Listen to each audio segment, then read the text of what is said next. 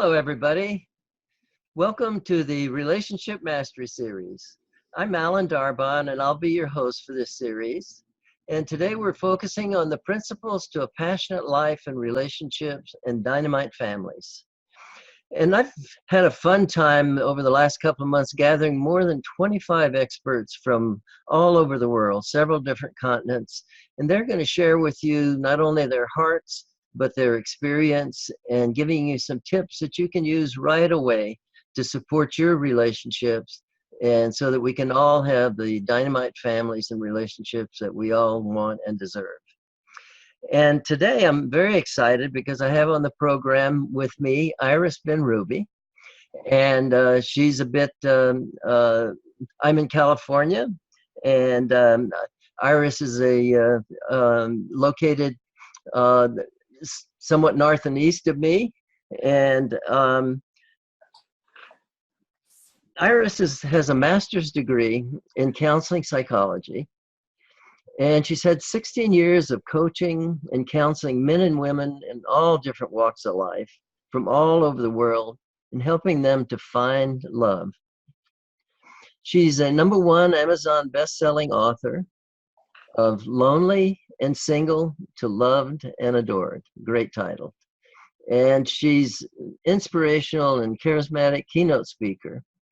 She has a no-nonsense approach, but has a great sense of humor. She's been a guest on Slice TV and Women's Network TV, among other things. And she hosts the Awakened Relationship Summit with participants from over 125 countries. She's also sometimes called the Queen of Hearts. And she loves to work with women who've lost that loving feeling and want to be able to understand how to appreciate her man so that he can be able to adore her and cherish her and give her what she really wants and needs. And Iris spends a lot of summers, almost all summers, backpacking. I believe it's in South America with her adult children.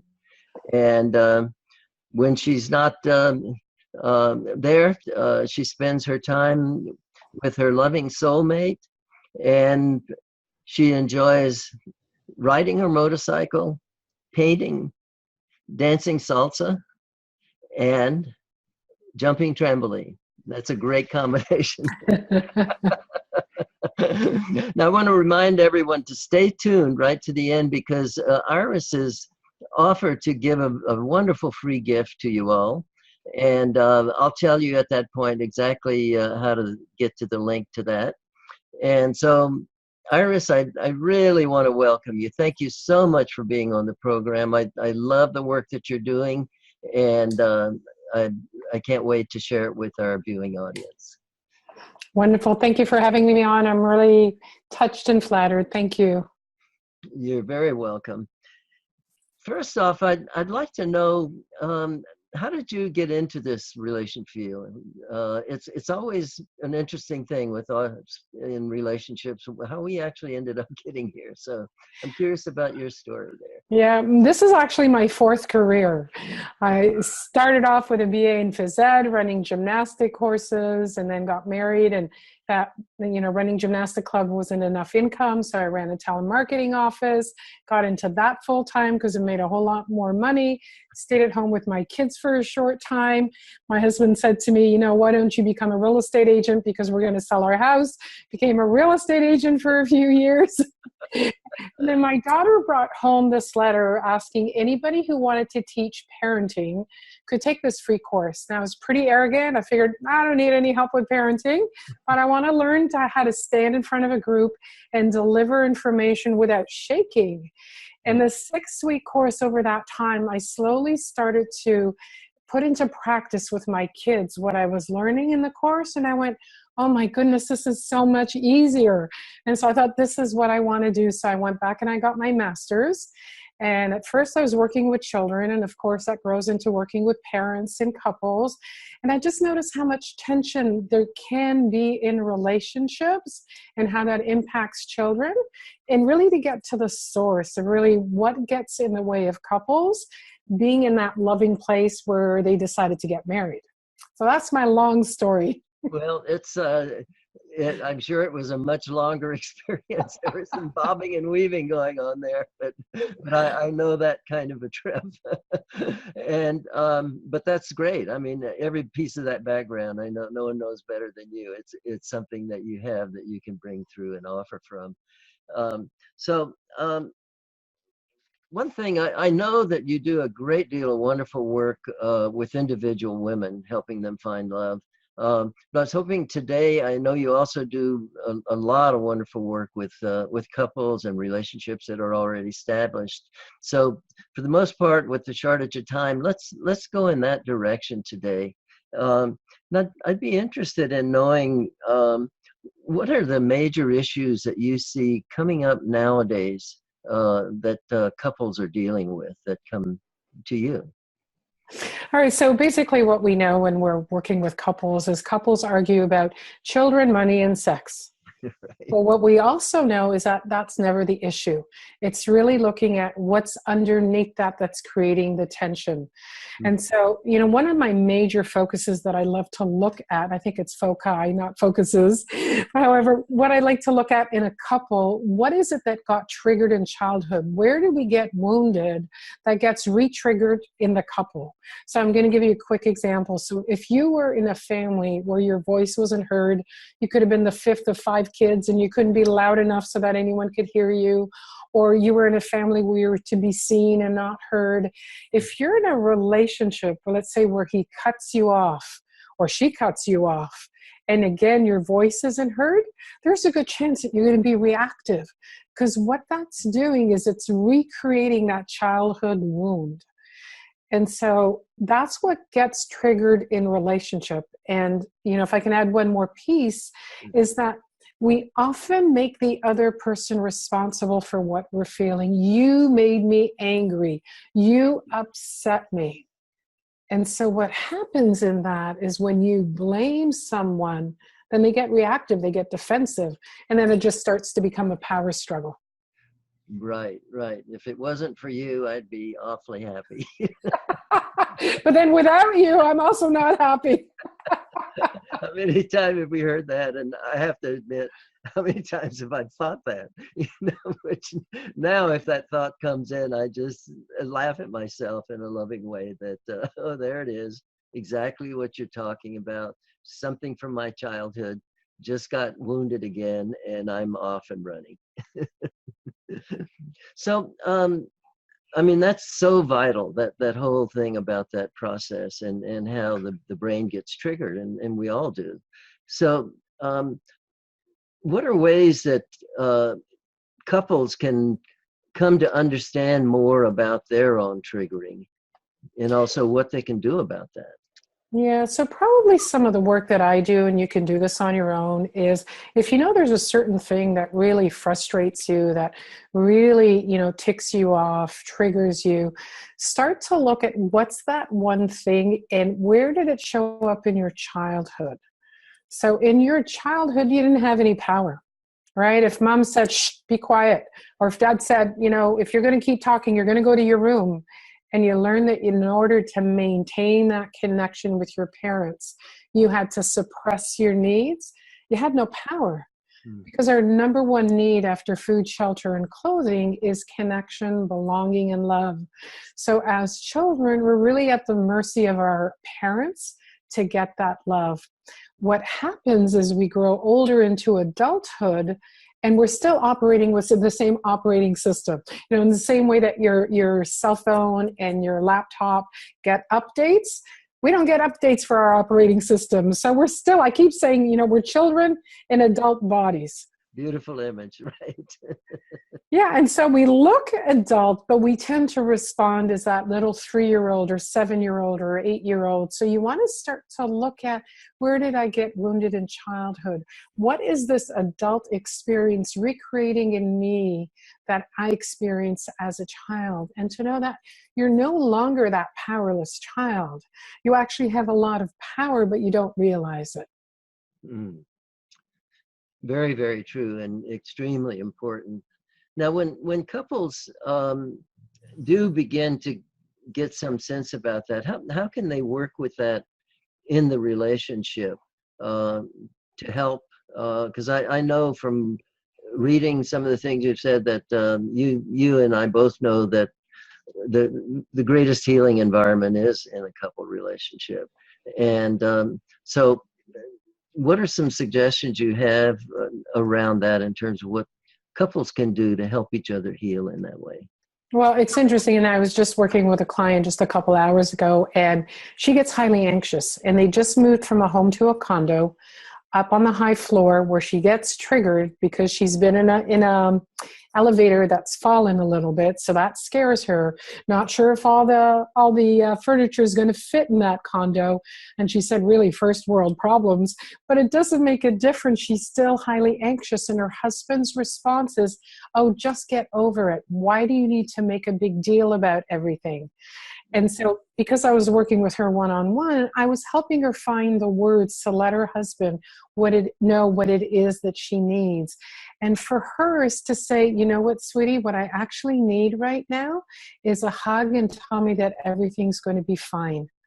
And so we can actually let our partners know. We can make a request in a very loving way to let them know what we need, because our partners often don't know how to respond. They only know what they grew up with in their family, which might have been, put on a good face and keep pushing through. Well, it's not what she learned in her family. In her family, she grew up with a very anxious mother that made her very anxious. And so she what's the word, filters the world through, oh my God, am I going to be able to handle it? And what she needs from her partner is not someone who's going to suppress it. And he suppresses it really from a good intention to try to support her. And with someone else, maybe it would work. It's not about right or wrong. But with her, it doesn't work. So I said to her, we get to train our partners, not as puppy dogs, but we get to teach them what it is that we need. And when our partners, especially for women, our men really want to make us happy. Right. But they only have a limited amount of skills and techniques that they learned on how to do that. So if we can let them know, what would really make me happy is if you could just give me a hug and let me know everything is fine. I promise you that most of the time, he's going to be willing to step into that, especially if you melt in his arms and let him know what a difference that made for you, because it gives him the information that he can contribute to you and he's important in your life. Wonderful suggestion. And I know, so many relationships that I've worked with in my 50 years of working in relationships, and in my own personal life, it's for a man, it's a huge relief when a huge light bulb almost exploded in my head the first time a woman said, what I really need is for you just to hold me. It's like, oh my goodness, I was trying to fix this thing. As a man, nothing frustrates me more than something I can't fix. So you're going to make me angry. And again, you make me angry, but it was something triggering in me. Yeah, and that comes back to, what John Gray teaches about men are for Mars and women are for Venus, about men want to fix, women want to be heard. And I would kind of expand that to people that are thinkers want to fix, people that are feelers want to be heard, because sometimes it's reversed. Right. So really get to know what your partner needs. Don't just do what's right for you, because what's right for you will work for you. And it might work for someone else, but you really need to check out with your partner. Does this help? If I could do anything to help you right now, what would that be? The invitation for guidance, because if you can shortcut all those techniques that you've tried for years that don't work into one technique that a lot of the time helps your partner feel more loved, that feels safer with you, because that's all we want. We want a partner that sees us, understands us, doesn't necessarily agree with us, but can understand us and be there for us to hold us through the difficult times, whether it's male or female, to be there to know that your partner has your back. That is what we're looking for, even if you don't agree with your partner. And that's where couples get into a lot of tension. It's like, but I don't agree with her opinion or how she does things. And honestly, if it's not immoral or illegal, give your partner some latitude to do what's in integrity with themselves. And if it's impacting you, then you get to make a request as to what you would like to see and have a conversation from a respectful place. Mm-hmm. Yeah, that's that ability to be able to acknowledge to your partner that I know that you don't want to be controlled, and that's not what I'm wanting to be for you. But when this happens, this triggers me. And if you wouldn't mind trying this, I would really appreciate it. And let's see how that works. It's a whole shift that happens, right? Yeah. And I like what you say about being an expert. I mean, uh, that's such a great concept. I mean, how we have a really in a relationship, we have a responsibility to become an expert on our partner if we really care about them that way. I totally agree, because, all we can do is to repeat what we saw in our childhood, which is how our parents reacted. And you have a point of view that's going to be either in alignment with your parents or totally the opposite, in rebellion to your parents. But you also want to see, what did your partner grow up with? What does he or she need from you? How can I accommodate? The example that I use is the Fiddler on the Roof that from years ago, where Tevier, his daughter's marrying out of faith, and he's in the barn with his hands on his back, and he's looking up in the ceiling, and he's talking to God, and he said, God, it's my daughter. I need to bend over backwards for her. And then he stops and he says, but if I bend over backwards too far, I'm going to break. And in relationship, we need to start to become aware of, can I bend over backwards for my partner? And how far can I bend over backwards without hitting that breaking point? And it's in the bending backwards that we accommodate our partner without breaking our own integrity and our own values. Mm. So flexibility is it's a very good thing to work on. So in terms of this aspect of these early experiences impacting us, can you say a little bit more about how that actually comes into the romantic and the sexual aspect of relationships? Yeah, those impacts that we've had from childhood are our wounds, and often they get covered with a Band-Aid, but they've never actually healed. And so, according to Harville Hendricks and his imago theory, that we pick the parent that reflects the ones we have the most issues with, and sometimes it's a combination of both. So you want to see those things that trigger for you in your romantic partner. How do they reflect what you had from either one of your parents or both of your parents? And that's the part that we're hungry to heal. So if we grew up, I'm going to go with the same example. If we grew up in a family where we weren't heard, and our partner doesn't give us the space or cuts us off or is distracted, we're in a very busy society with instant gratification, with cell phones and texting and Facebook, and I'm not putting any of that down, but what that does is take away attention from one another. If you grew up in a family where you didn't have the attention you needed to thrive, it's going to trigger you in your relationship. And as much as it sounds counterintuitive to pick a partner that reflects the wounds you have from childhood, it's actually an attempt to heal those wounds, so that if we can have a partner who might cut us off, but in our conversations, in our explorations, maybe in our work together with a therapist, we start to become aware that that cutting off is reenacting a wound from childhood, and being very aware to not cut them off, to ask them, is there anything else you need to say?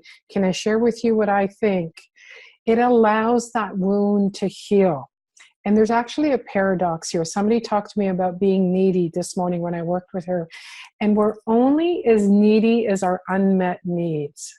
So sometimes in relationships, it feels like, well, if I give her everything she needs, it's going to be all about her, all about him, and what about me? But the paradox is that the more you can give your partner what he or she needs, the more they come to what's called secure functioning. And I don't know if the word is the more happy, the more grounded, the less reactive they're going to be with you. And you get to expand your connection and create a deeper intimacy. Hmm.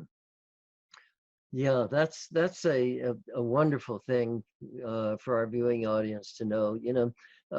I know I've had moments in relationship in the past where I think, oh my gosh, this is a bottomless pit. I can't keep giving, but I need to even look at that. How am I giving? Am I Mhm. giving, and the energy that's in there as I'm carrying is a sense of resentment, or a sense of, well, they're wrong to need this, which slows down the whole healing process. Where if we can find that place in us to really have that compassion, and know, gosh, there's a mirror out there. My heart's looking for connection too. So uh, if I can find that place to give wholeheartedly, my goodness, that bottomless pit suddenly is not bottomless anymore. Yeah, And and what I love what you said, because the other thing that it brings up is our attachment strategy. And what that means is how we learned in families that whether we can depend on them to get what our needs. So if you were in a family that was really consistent and gave you what you need, apparently the research shows only 35% of the time, then you end up with secure functioning. You know you're lovable. You're okay with tension and conflict because you know you're going to work it out. And I would say I mean, the research shows about over 50% of the population. My experience is that it's not that high. The second kind of family, and I'm only going to cover three really quickly. The fourth one is a more traumatic family. The second kind of family is if you had parents that were inconsistent. So sometimes they were there for you, sometimes they weren't. Sometimes you go to them and they might yell, or they might say, don't bother me now. Other times they were loving. You're always assessing to see, can I go to my family or my mom or my dad? It can be any caregiver. It could be your grandmother or an aunt that you grew up with, or an adoptive parent. Can I go to them? Can I get my needs met? And if they were inconsistent, you grow up into an adult that's always assessing, can I count on that person? Oh, I knew it. I can't count on them. Mhm. Right? So we start to look for what we grow up with. And then as somebody with what's called an ambivalent attachment style, you're always assessing distance to know, am I lovable? Is he going to stay? Is she going to find someone else? Am I good enough? And you're contorting yourself to be who the other person wants in order to maintain relationship.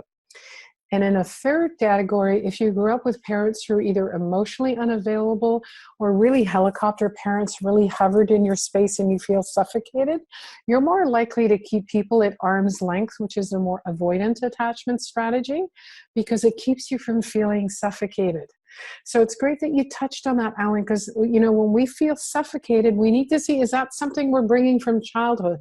I know that for me, from my childhood, I had some suffocation, and I would tend to like, whoa, don't get that close, right? Or like, you're too needy. But you want to look at that and see, how is that from childhood as well? And we can actually heal those things to move into what Dr. Stan Tatkin talks about, which is secure functioning. Mhm. Excellent. That's a wonderful review of those different types of experience, and it is amazing. I mean, just having that information can be so helpful, and I hope each of you in the viewing audience was really taking that in, because these different styles are a part of who we are, and we all share this human brain, and that's how we react, folks. And so if you know that about your partner, and you know that about yourself, uh, it solves so many of those endless arguments that go nowhere except down the rabbit hole. Yeah, let me add just one more piece. When we get it, we can also have more empathy for our partner Mhm. and more compassion. And that's what we all want. We want a safe place where our partner understands us, maybe never went through that experience and doesn't really get it, but gets us and gets our need, and can have empathy for that little girl or that little boy that never felt important enough or lovable or visible, or who didn't measure up. We all want to heal that in our adult relationship. And when we can move to this place of understanding, we're capable of giving our partner healing and making requests for what we need to heal our own wounds from childhood. Mm. Mm. Very true. I'm thinking of one aspect of that too, is that in terms of and men have kind of learned to cover that whole tender part. It's part of our early training for most of us, and it's still out there in the environment. Just watch the commercials, you know. And so one thing that often I've had the wives or partners of some of these men that I work a lot with professional athletes, and some of these guys are, you know, really you kind of think, how could they feel insecure in any situation? And yet put them in front of their primary partner, their wife, and they may not show it, but if you really look in their eyes, you'll see that little boy you were just talking about, ours, and we all have that in us. And so don't assume that just because you've got a big brawny guy out there that he doesn't really need to be held very tenderly at times. You know, that's such an important point that you make, Alan, is that we're all little boys and all little girls, and we all have that little wound. It may not be from your parents, and maybe that time you put your hand up in school and you blurted out the wrong answer and everyone laughed and you made a decision, I'm never going to be vulnerable again. It could be with your best friend that betrayed your secret. It could be the boy that you had a crush on that made fun of you. There's so many places where we can gather these wounds. And so in relationship, in a healthy relationship, and a more evolved relationship, you have the opportunity to heal that so that you can each blossom. Using that iris, you can each blossom to be the best you can be in relationship and in yourselves. Right, right. Yeah, that's so important. So coming kind of back around to, in terms of romance and sexuality, how might you see this showing up where the couple comes in, and as you say, one of the big issues is sex. And so if they're brave enough to talk about it, what kind of things do you see that you know in some ways are really related to these very same attachment early kinds of experiences? Yeah, most of the time, whatever happens in sexuality is just a reflection of our wounding from childhood. So it often ends up being a power struggle to be heard, a power struggle not to be dominated, a power struggle to, you know, have a partner that's flexible, to you know, whatever it is that you've brought in from childhood shows up in the intimate act, because that is where we are the most vulnerable. And one of the things that's it's kind of a catch-22 is that women need to be emotionally close, feel close to their partner to be able to open up sexually. And men often need to be sexual with their partner to be able to open up emotionally. So it's kind of like a chicken and egg kind of thing. And what needs to be resolved, it's what's going on underneath that. How do we create safety, especially for the woman, because we're the most vulnerable? We tend to be, I don't want to say the weaker gender, but we are weaker than men generally physically. Right. And so that there is a lot at risk in an environment if you don't feel safe with your partner. So for any men that are listening to this, and for women also, what is it that you need to feel safe in the bedroom? What will make you safe outside of the bedroom that will let you know that when you're in the bedroom and the most vulnerable, that you can trust your partner? It's really about developing trust. And then it's not about what you're doing is wrong. It's about simply, what does your partner need? Right, right.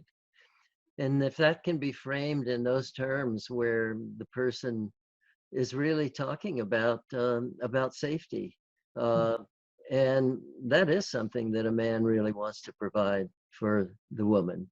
And this is true, I mean, no matter what the relationship is, there's the masculine and the feminine. And sometimes we switch off at times. There's a moment when my masculine is coming out very strong. There are the moments when it may be something that we could define in those broader terms as more of the feminine, more sensitive, receptive. And so part of learning about this process is really realizing that also we're not stuck in the mud around that. We shift. And it depends a lot on what's coming from you as to what's going to come from me, and vice versa. Um, so that's an important thing to be aware of. Yeah, I was going to say it's also about managing and balancing both those energies. Like in the yin and yang, it makes a complete circle. So what's the receptive part? What's the leadership part? The initiator, the surrender. And women often struggle with surrendering because it feels weak. But I'm going to invite those women that are seeing it through those eyes, that through surrender, you actually have a lot of power. That is where, now it's not about making yourself unsafe, but surrendering yourself to a partner that you know loves you, will take your needs into consideration. You are the access to that deep emotional intimacy. Mm-hmm. Yeah, and I can tell you from direct experience, when that happens, you take your partner to places that he didn't even know existed. Mm-hmm. And that's part of the wonderful magic of it all. Yeah, and so the last piece I want to leave with you is that, you know, for women and men, that power paradigm where it used to be the men have all the power, that you get to play with it. No one has to be anything. You get to shift, balance, allow each other an opportunity, talk about it, work it out in a way that works for both of you. Just be flexible and hear your partner to be able to play with that power paradigm. So it doesn't become power over one another, but it becomes powerful within the relationship. Right, right. And this just kind of emphasizing again the importance of security, because it shows up everywhere. And we're talking about it in terms of sex. And anytime something's going off, I found that at the first place you look, I mean, you may look at different places, but one of the first places you look is what suddenly became unsafe here, Mm. me or in the other person, and what might we do together to solve that. You think about who your best friend is. There's somebody you feel safe with, you know, and we all would love to have that with our partner. And that's something we're looking for. And so if we remember that, we remember, gosh, one of the things that we can really do for each other is understand and do what we can to help them feel safe. And from that base, wow, a lot is possible. Yeah, and I was going to say, in romantic relationship is where the most risk is, and also where the most juice is. So if you're willing to do this work and really explore with your partner, where did you get wounded? What do you need to feel safe? What can I do to help you with this, through this? What can I contribute in a way that's respectful? You get to turn this relationship, and just like you said, Alan, to take it to places you never knew was possible. Mm-hmm. Now, and we're going to draw to a close pretty soon. I see the time, and gosh, I know, Iris, you and I could go on and on, you know, and I would enjoy it immensely, but we are going to have to stop. But could you say something just about how does all this impact the children that are in those families? Yeah, so We're talking about. yeah, let me see. It impacts them on a couple levels. You start to become the paradigm, the role models for them as to what's possible. So if you get stuck in this power struggle or dominate, subservient, this is what your children are going to take away as what's possible in the relationship. But as you model to them, even if you now have children and you're stuck in this power struggle paradigm, as you model something different, they're going to go, oh, where's that? Like, I didn't know that mommy and daddy could do that. You get to shift things and show them what's possible. And children, even very young children, are picking things up energetically. They may not have even the vocabulary to be able to express what's going on. But if there's tension in the air, if mom or dad are yelling at each other, or if mom or dad are passing each other in the hallways like two ships in the night with all this tension, they're going to pick it up and they're going to know that they're not safe. They're not safe emotionally. It's not a safe environment to just be themselves. And so if you really want to give your children, this is a bit of a kind of an arm twist, if you really want to give your children the best environment to grow up to be the most authentic selves, then you really want to do the work in yourself to really discover what is it that gets triggered with you, and then be able to ask your partner in a respectful way for what you need. And as you transform that with your partner, you get to transform everything, not only your family, you get to transform your extended family. It's like ripples.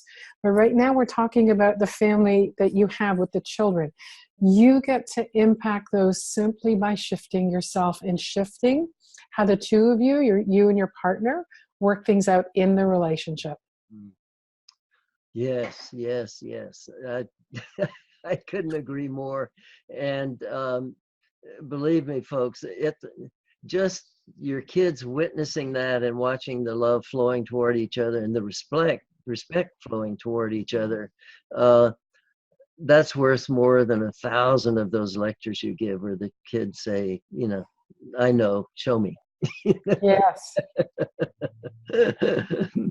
Okay, I'm aware of the time, and I'm going to begin to call this to a halt. But before we do, Iris, I'd like you to share with the audience the gift that you mentioned that you were going to give. Yeah, so what I'd like to offer anyone who sees themselves in what I've talked about, whether you see yourself in the push and pull of a relationship or keeping someone at arm's length, or you're getting triggered in your relationship not being the best that you can be, or just simply finding that you have roadblocks to creating, either to get into a partnership or creating the kind of partnership with the person in your life, I have a complimentary 30-minute love and intimacy roadmap so we can get clear on what is getting in the way.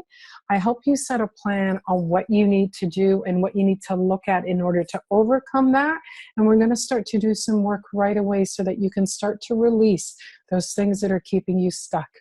And you've got the link, right, Alan? I do. And you'll see right after this interview, you'll see the link, folks, and you'll just need to put your first name, your email address, and click on that link, and it'll give you access. It'll say that, give me access, and it'll give you access to this wonderful, generous gift.